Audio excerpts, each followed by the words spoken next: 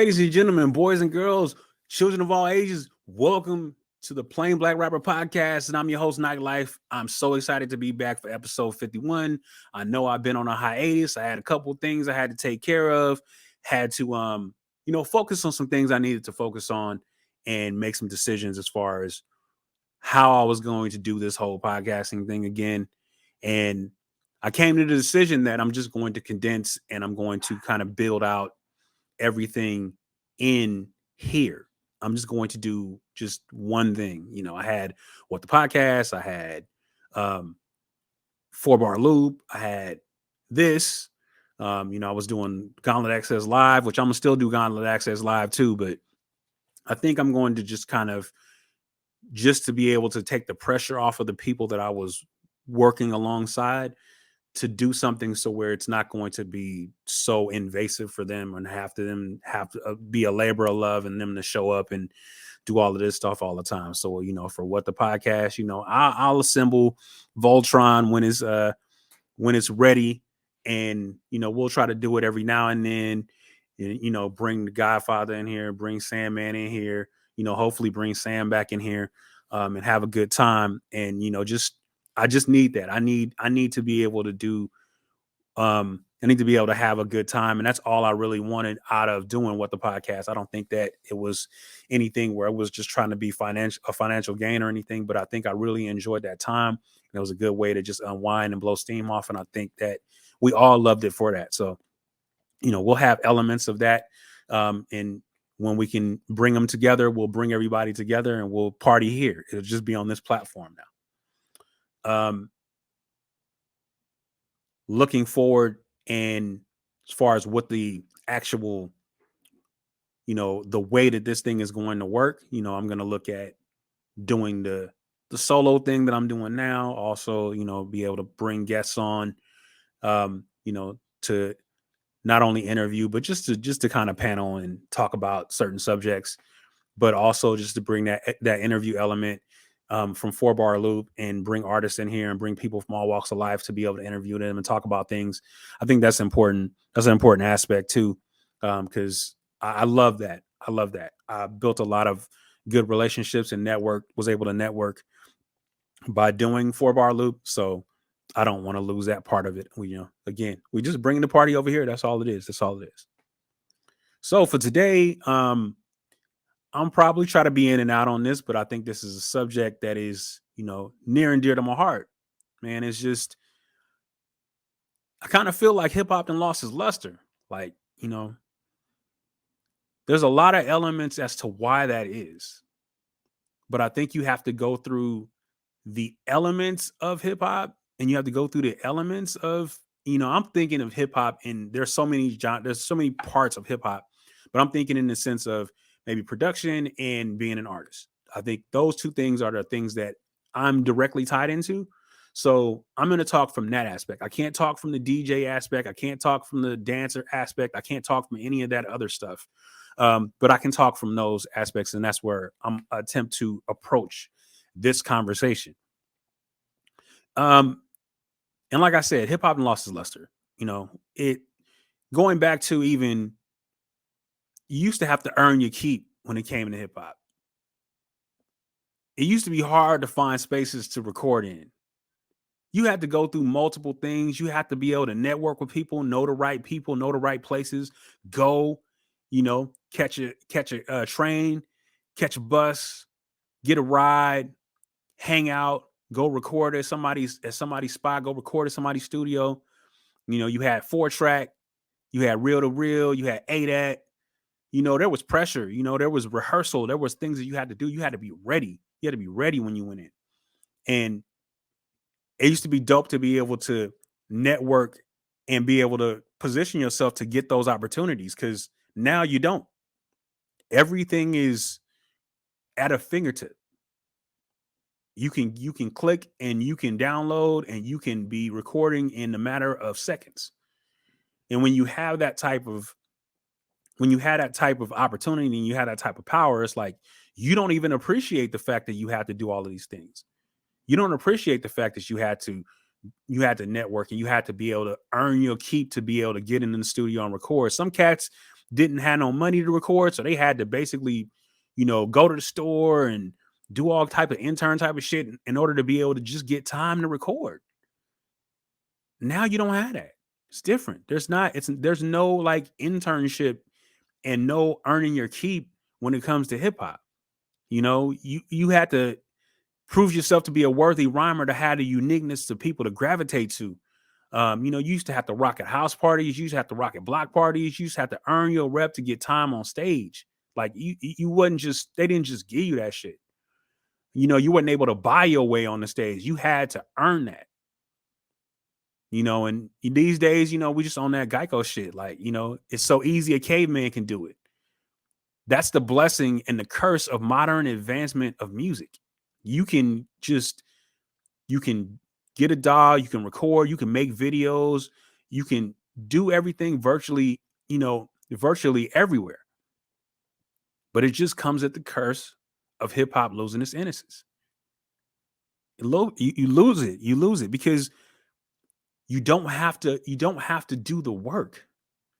You don't have to earn it. You don't have to cherish that opportunity when you get it. Hip hop is such a big business now. It's like, it's appropriated for commercialization.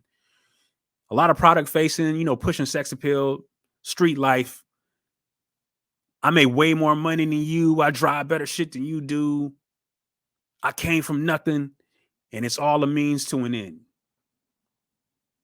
And then when you can do that and you can mimic your favorite artists and go, okay, well, they talk about this bullshit, so I'm gonna talk about this bullshit too because that got them the bag, so I want the bag, so I got to do it. And it just creates a vacuum because nobody really cares about what they're saying and what they're putting out. They're worried about the vibe and being like, or being not being relatable, but being popular. They're not trying to change a life. They're not trying to make somebody better. They're not trying to say that, this is my struggles and these are the things that I deal with every day, or this is the things that I'm going through. I know people that's going through this, and making that the tip of the spear. It's like you just don't hear that now. It's just everybody's trying to have a good time and vibe and all of this shit. And it's like there's no accountability with it. It's like, we don't connect with projects no more like this. We are single based, project based, playlist based. Artists don't go in the caves for 3 to 5 years and then craft classics. They don't do it no more. It's just a product now. It's not even a piece of art. I mean, I just get reminded of where we are and where we used to be when you have a situation like when Killer Mike's album came out. He had some money behind it. He sounded like he took his time. Like, it is just, there's elements on there that that went some work, and they had, a master. They had a mind. They had a whole group, a collective of people that was there to build and to help make that what it was. But it's just different now. Artful used to be artful and with a purpose, and now we just vibing out. It's like that soul is missing. We don't even have that soul. Like, I know where to go when I need to find my soul. I think, don't get me wrong, it's like, it's good to enjoy some party music and stuff like that, and the guilty pleasure shit. It's good to enjoy that sometimes, but sometimes you just need to be able to have that soul and have that relatability. Like, I'll have to plug in like Odyssey or Pharoah Monch or Locksmith or Substantial or Fonte or Black Thought, and others that I have to go find it at. But now that anybody can record, it's no longer a privilege, and the time is not taken to make hip hop great. Another issue is music production is the best it has ever been. It's best as it's ever been. Me, judge on the gauntlet, of course, I'm gonna say that. It's the best that it's ever been. The problem is that it's so good that they don't need an artist no more. They don't need an artist. They don't need to create the room for the artist. They don't. That beat is finished. When they're done with it, that's not for you. They are the star.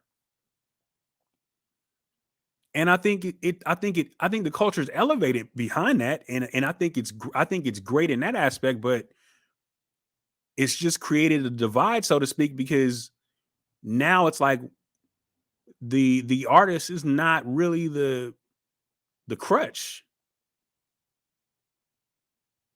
We're not needed to be able to enhance that sound anymore because the sound is so great.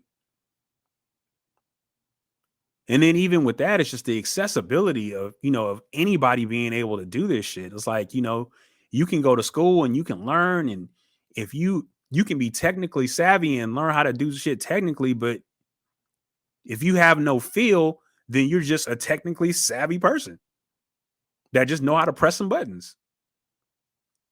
But they do it and have no feel. It's like that's the difference between the beat maker and the producer.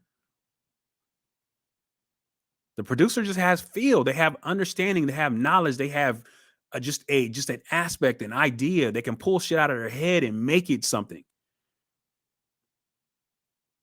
But the beat maker follows the steps, and when you follow the steps, things become clinical. Things become just straight up. There's no dirt.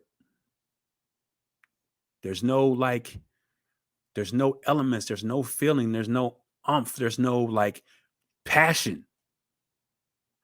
It's I put the Legos together. I made a house. And the artists are just as bad with that. Taking no time to write records. No time to be able to understand lyric placement and cadence and saying things with different, just saying things in different shades, elevating vocals, lowering vocals, tones, how to tell a story, how to loop back, entendres, keeping people interested in the records. I know how to do that. It's straight across. I'm gonna give you this and this and that. I'm gonna give you what I heard Drake do. I'm gonna give you what I heard Lil Baby do. I'm gonna give you all of that, and we just gonna do that. Other shit don't matter. It's that accessibility. Anybody can do it. Doing it and doing it right is two different things. You can do it, and if you don't do it right, it's you in a whole different ball game. But that's kind of where we are as a culture right now. It's like, speaking in the aspect of the producer and speaking in the aspect of the artist. It's like that's kind of where we are. There's so many subgenres in hip hop right now. It's like there is that the root is just non-existent. So many subgenres. The basic elements of just beat and rhymes is not on par. Some people are specialists and some people are gifted and some people can do it, but it's inconsistent in its nature because we don't have teachers. We don't have people that give a record after they take a record. And what I mean by that is with Tupac. Wonder why they call you bitch. Brenda's got a baby. Strictly for my niggas, dear mama. There's elements. There's levels. When you can give different facets of yourself, it makes you a more relatable artist and a more memorable artist. And that's why people have a hard time with letting go that he's gone. But now it's like you don't get that connection anymore with newer artists and with fans. They're not connected like that. They're connected to the now record and that's it. And then once that's gone, there's another now record from somebody else that they jumping on, and then you're where you're at. watching, Scarface's Tiny Desk the other day, I just got reminded of just how dope hip hop can really, really be and how dope it was. Like, you know, it made it special because it was intimate, it wasn't overproduced, it wasn't a lot of instrumentation and shit going on. There was that one of the best voices in hip hop of all time in Scarface, and you had Mike Dean playing behind him, the legend Mike Dean. When you have those type of things and you have that, and it brings you back to that time, because I was a Rap a Lot head when I was a kid. I loved Rap a Lot because of that. Because the music made you feel and the artist made you feel. Face telling them stories over them beats. Oh man, it's crazy. And to circle back and had a Tiny Desk, and for that to be like, it's still powerful though. And you just get reminded of how warm shit was in regards to that, and how you used to just be like, man, I have to listen to this. I have to listen to this. You don't get that. You don't get that anymore. You listen to things to say you listen to them, and then you move on. It's so easy to skip and so easy to add to a playlist and so easy to get rid of some shit and so easy to delete it and so easy to move on. We don't have the patience to be able to listen to a project from beginning to end. They don't. If they don't feel like it's something in the first 5 seconds they connecting to, they ain't patient enough to listen through to figure it out. Skip. Oh, that's just skip.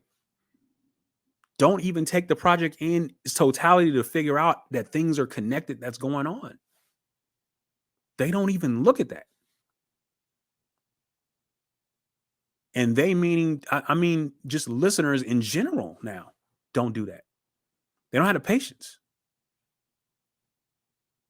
We've gotten away from feel. Things are so perfectly engineered, they lack the warmth and refuge for an MC to be one with. You don't even get that. You're just missing dirt on vocals, just dirt. Thank God for Griselda. Like, you just miss dirt on records. That grimy vocal, just things that textured. You don't even get that anymore. Everything is just clinically clean. So just overly produced and straight ahead that you don't even feel the artist. You can't even get a feel for the artist because it's so clean. And it's just like I said, man, it's just like, we in the vibes era now. So, you know, to look for commonality, right now is like, it's a trope. It's a beat up trope because the wave is just hella overran. It's overran. That it's about the vibe shit is just, it's so overran and so overdone. And just to kind of give you the aspect, it's a different time. As an MC, you used to have to cut your teeth, and you didn't get broken until you paid your dues and earned a feature on somebody's record. Just like I was saying at the beginning of this pod, you had to know somebody that knew somebody that knew somebody in order to be able to go and record. And then you couldn't even record. You had to do shit to even be able to get to that point. And then once you did, and you earned an opportunity, you got put on the record as a reward. And then when you got rewarded, their fan base said, "Oh, who is that?" You had the, "Oh shit, who is that" moment. You had that. That's what's missing. We're missing that. It's like, man, I was like, I love my kids. I give my kids a hard time. It's like, they give me like 30 names of people I never heard of. And all of them is carrying around 22 mortgage payments in a Louis bag. They're paid as they ever was, but geez, man, it's just disposable. They're just milk carton the next year. It's like, build a fan base, take the fan base to the major milks them for their fan base, takes their publishing, kicks them to the curb. You don't hear from them again because they ain't got the scruples to be able to stay independent when they was killing.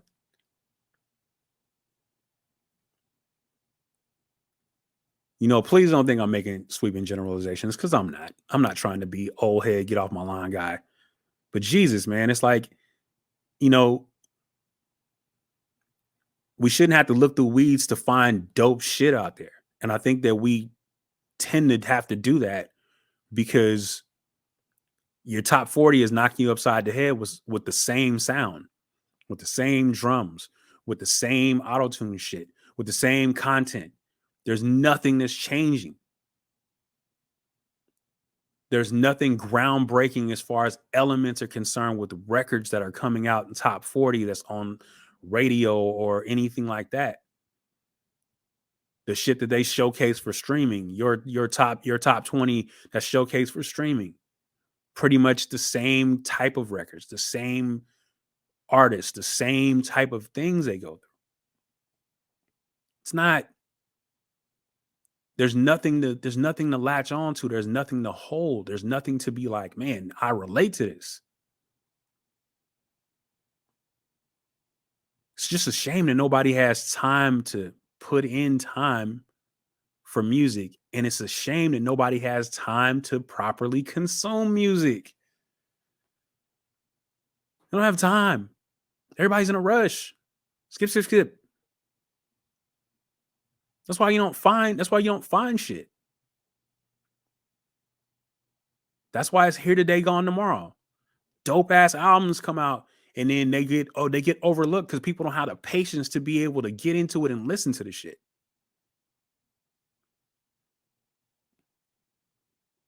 And I'm gonna tell you, man, it's like streaming killed that field too.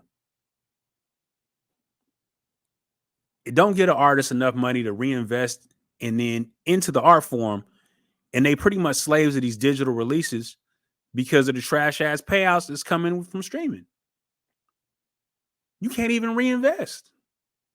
There's not even enough there to reinvest. We're not giving you physical products anymore. Everything is digital. I'm giving you this album cover. I'm going to give you this t-shirt. That's the only physical shit I'm going to give you is album cover. I'm going to give you this t-shirt and you're going to get all of these downloads and you're going to have to stream them. And then you get to pick and choose what songs you want out of what. And you may listen to 2 songs out of that album and then you move on from it and you done lost an opportunity to be able to connect with something from beginning to end and hear the whole story. You don't even get to hear that. Y'all remember what the process of like buying some shit was like? Buying some vinyl or buying a tape or buying a CD? You know what the experience of actually opening some shit was like?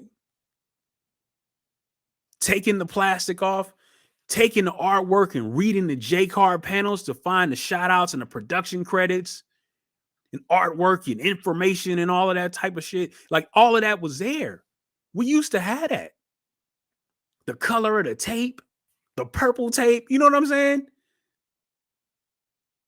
Hell, they used to put the verses in some of the J card panels and on the back of some of the records so that way you could follow along and learn the words. Again, investing in the opportunity to be able to connect with their listener. They did that. You felt like you were investing in a piece of art, not just a music. You were investing in a piece of art. Standing in line at the record store was an event. Standing in line at the record store used to be an event.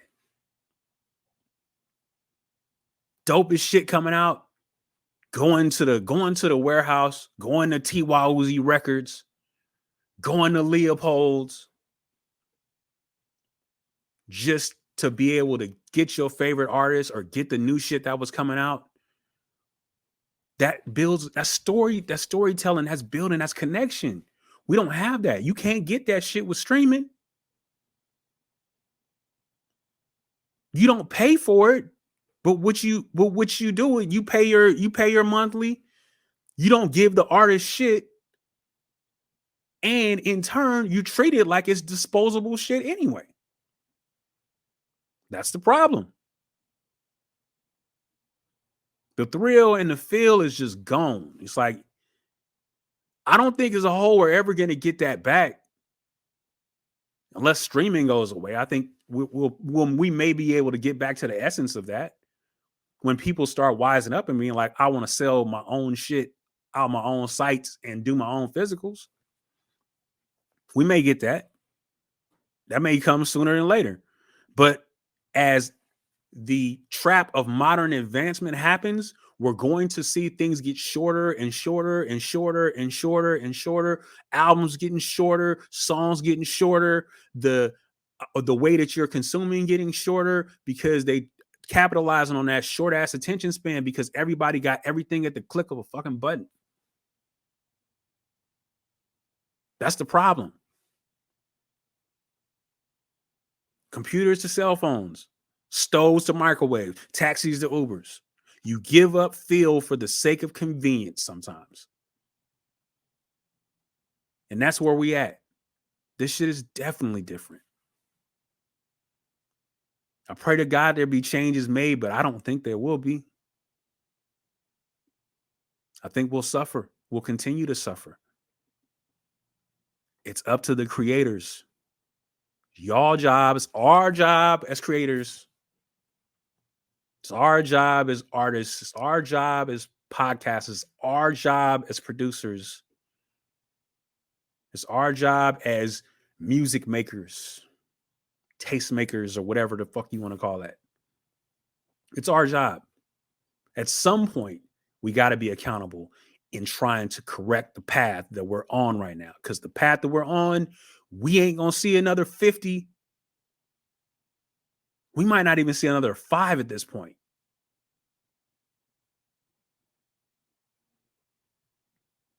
I hope people agree. I hope people agree with me. I hope people disagree with me. I hope. Need all of that. Because we need the conversation to continue. We need to be able to love our hip hop, man. We need to love our shit. And we need to give our shit more appreciation than we do. Because it could be gone. And it could be on to the next.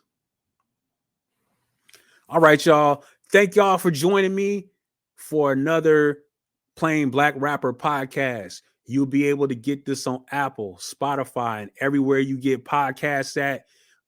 Also, this will be on YouTube because I'm doing it and you see in my face today. So please make sure that you subscribe to the Mitchell Media Review YouTube. Subscribe and add to the Mitchell Media Instagram. You can add to my Instagram, Nytelife 3200, Facebook, everywhere. Just make sure you're doing it and comment on this. Comment on this, please. If you wanna argue with me, argue with me. If you want to agree with me, agree with me. Do something. Be passionate about it and love your shit to the point where you want to say something. That's all I'm saying. So, not gonna keep you any longer.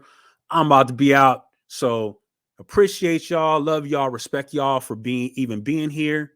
And as I usually say, difficult roads often lead to most beautiful destinations. Shoot your shot, go for the win. You might make it. Peace.